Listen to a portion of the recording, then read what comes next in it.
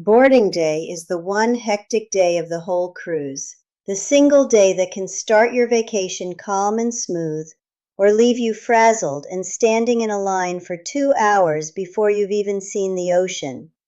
And most of what goes wrong is decided days before you ever reach the port. So the very first thing, and do this the moment your window opens, usually a few weeks out, complete your online check-in and grab the earliest arrival appointment you can. Nearly every cruise line now runs boarding by staggered arrival appointments, capacity controlled to keep the terminal from turning into a mob. The people who log in the day check-in opens get the good early slots. The people who wait get handed whatever's left, often a late afternoon time, and spend embarkation day rushing. Do it early, from your kitchen table, the day it opens. That one thing sets the tone for everything that follows. Now here's what nobody at the cruise line spells out for you. Boarding day rewards the prepared and quietly punishes the unprepared. And none of it is hard, it's just knowing the moves before you go. So let's walk through them together, the two of us. Stay with me and keep a pen handy, because I've got 24 of these, and by the end you'll walk into that terminal calm, confident, and a good hour ahead of the crowd. Take a picture of the screen at the end, and you'll have the whole list. And if this is our first time meeting, I'm Margaret, your cruise companion, and I make these for those of us sailing after 60 who'd rather glide through boarding day than survive it.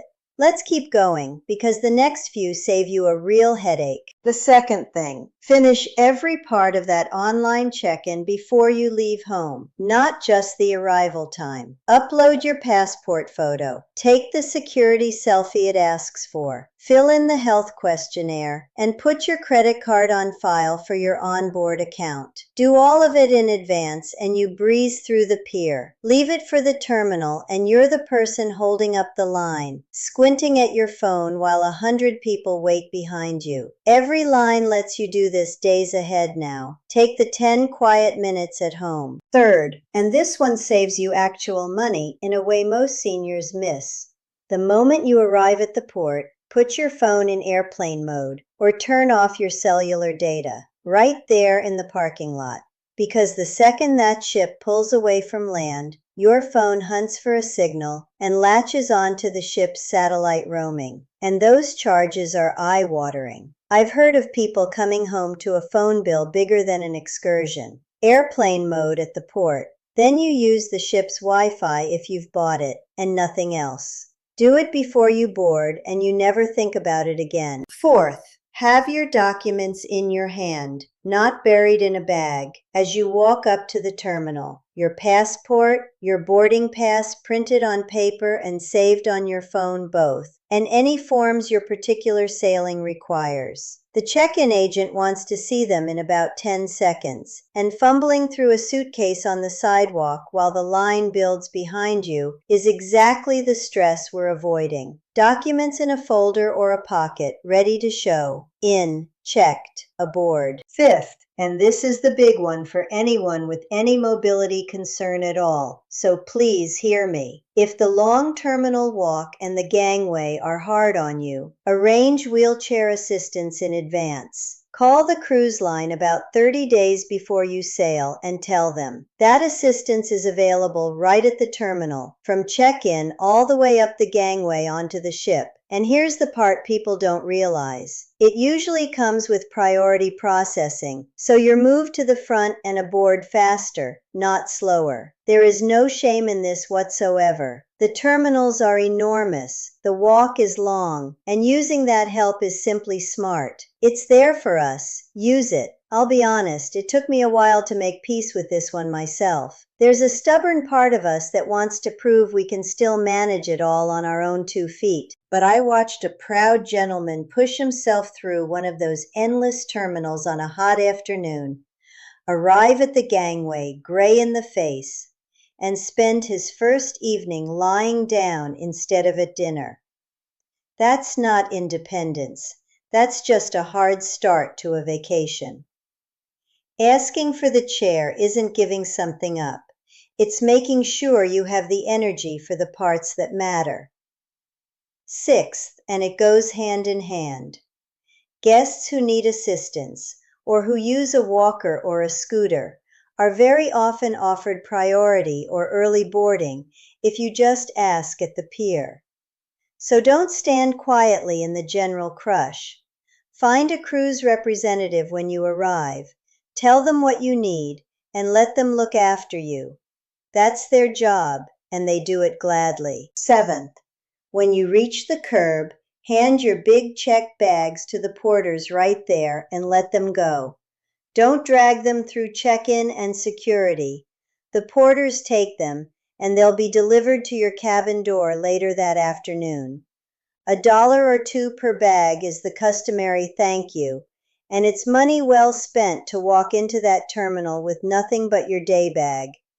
Just make certain your cabin number luggage tags are already on those bags before you hand them over, but that's a whole topic of its own for another day.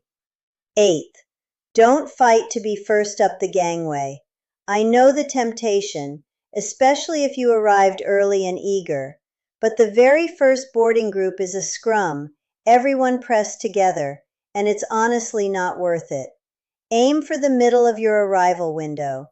The initial rush has thinned, the line moves quickly, and you stroll aboard relaxed instead of shuffling in a crowd.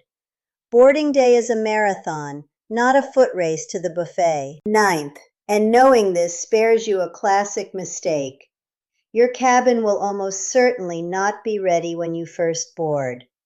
Most lines don't open the staterooms until early afternoon, often around 1 or 1:30. So do not haul your day bag straight to a locked cabin door and stand there. Instead, have a plan for those first couple of hours, which brings me to the next one. 10th, here's the secret the crowds don't know. On embarkation day, the main dining room is very often open for a proper, calm, sit-down lunch, while everyone else is packed elbow to elbow upstairs. Waiter service, a real meal, a quiet table, a lovely, gentle start to your cruise. Ask a crew member where lunch is being served when you board, and steer toward the dining room. It's one of the nicest, least known pleasures of boarding day, and it's a world away from the chaos above. Not every ship offers it on every sailing, so it's worth a quick ask rather than an assumption, but a great many do, and the ones that do keep it wonderfully quiet because word never gets around. Picture it, a proper table, a waiter, a calm meal to settle you after the airport and the terminal, while the rest of the ship is shoulder to shoulder upstairs. That's how you want to begin a vacation. That's a first hour that feels like the rest you came for, not more of the rush you just left behind. 11th, sort out your dining while it's quiet. If you want to change your dinner table, adjust your seating time, or check on a large group table, the dining desk or the maitre d' is available on boarding afternoon, and there's rarely a line yet. An hour later, everyone realizes at once, and it's a cue. Handle it early and your evenings are settled. 12th, if the spa, the thermal suite, or the salon interests you, boarding day is when they run their best introductory deals to fill the calendar. Take the little tour they offer, and if it's something you'd enjoy, you'll never get a better price than that first afternoon. No pressure to buy, but it's the day to look. 13th, check that everything you pre-purchased actually landed on your account. Your drink package, your Wi-Fi, your shore excursions, whatever you paid for ahead of time. Pull it up on the app or ask at guest services on day one, because the occasional thing goes missing in the shuffle, and it is so much easier to fix calmly on boarding day than to argue about it mid-cruise. 2 minutes of checking now. 14th, if you do have any check-in snag, a name that didn't match, a charge that looks wrong, a question, go to guest services early, in that first hour or two, before the afternoon line forms. That desk becomes the busiest spot on the ship by evening.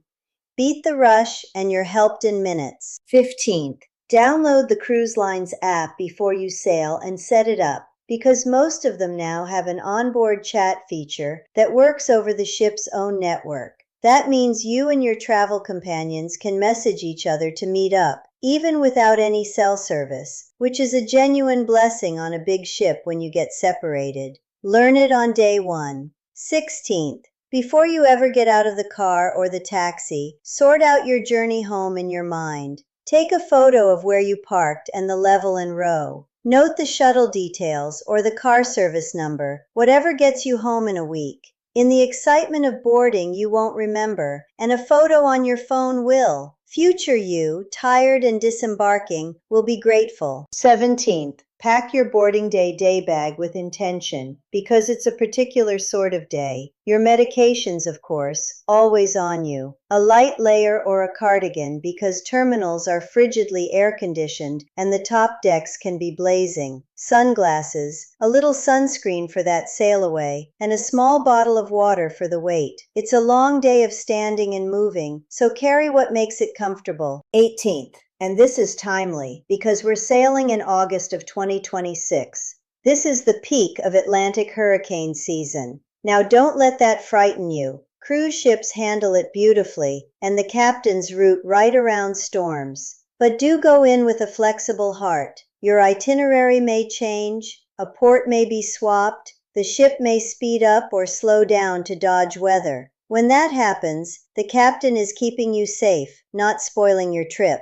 Build a buffer day into your travel if you can. Watch the forecast in the days before. And above all, don't panic. Trust the ship. They do this every single week. And here's the mindset that separates the seasoned cruisers from the frustrated ones when weather shifts. A missed port is a disappointment, yes, but a captain who reroutes around a storm is a captain doing his single most important job, which is bringing you home safe. I've had ports swapped on me more than once over the years, and every single time, the day at sea we got instead turned out just fine, sometimes better. So pack a flexible heart along with your sunscreen this August. The itinerary is a hope, not a promise, and the ocean gets the final say. Cruisers who understand that sail happy no matter what the weather does. 19th. Dress for the day itself. Comfortable, broken-in shoes, because you'll be on your feet far more than you expect, walking terminals and decks. Layers you can add or shed.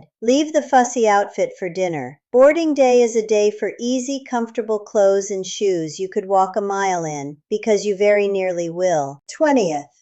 Bring a little patience and a sense of humor, and I mean that as a real tip, not a throwaway. Boarding day is the one genuinely hectic day of your cruise. There will be a line somewhere. Something will take longer than you'd like. The travelers who sail through it are simply the ones who expected that and smiled through it, knowing that by dinner time they'll be watching the sunset with a drink in hand, and none of it will matter. Set your expectations right, and the day can't rattle you. 21st. Agree on a meeting spot and a time with whoever you're traveling with before you even walk in. The terminal is big and crowded and easy to get separated in, and if phones are on airplane mode, you'll want a plan. Something simple. If we lose each other, we meet at the main pool bar at 2. It sounds old-fashioned. It works every time. 22nd. Don't try to do everything the instant you board. I see people race to sign up for this, book that, see it all in the first 3 hours, and by dinner they're exhausted on the first day of their vacation. Pace yourself. You have the whole week. Do the 2 or 3 time-sensitive things, then find a deck chair and let the ship do the rest.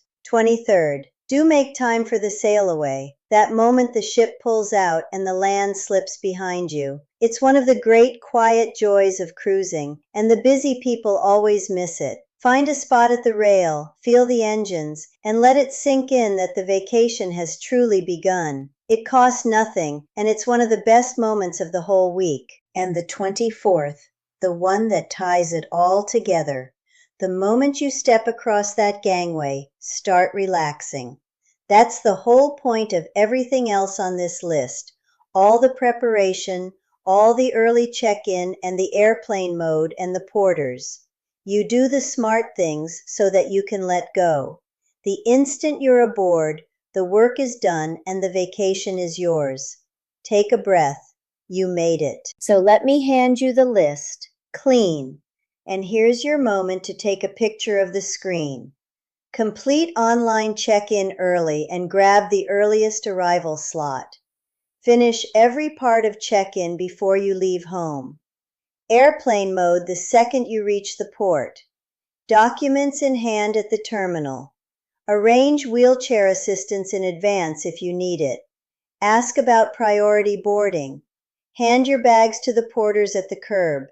Aim for the middle of your boarding window, not the first rush. No, cabins aren't ready until afternoon. Head to the main dining room for a calm lunch. Sort your dinner seating early. Look at the spa deals on day one. Check your pre-purchases landed on your account. Hit guest services early if there's any snag. Set up the app's onboard chat. Photograph your parking and note your ride home. Pack a smart boarding day bag. Expect August weather flexibility and trust the captain. Wear comfortable shoes and layers. Bring patience and a smile. Agree on a meeting spot. Don't overschedule the first day. Catch the sail away. And the moment you're aboard, start relaxing. You know, so many of you have written asking me to gather all of this into something you can actually carry, so you're not trying to hold 24 tips in your head on a hectic morning. I did just that. This whole boarding day playbook, along with the full 90-day countdown that gets you to the port stress-free in the first place, lives in the Senior Cruise Companion Collection.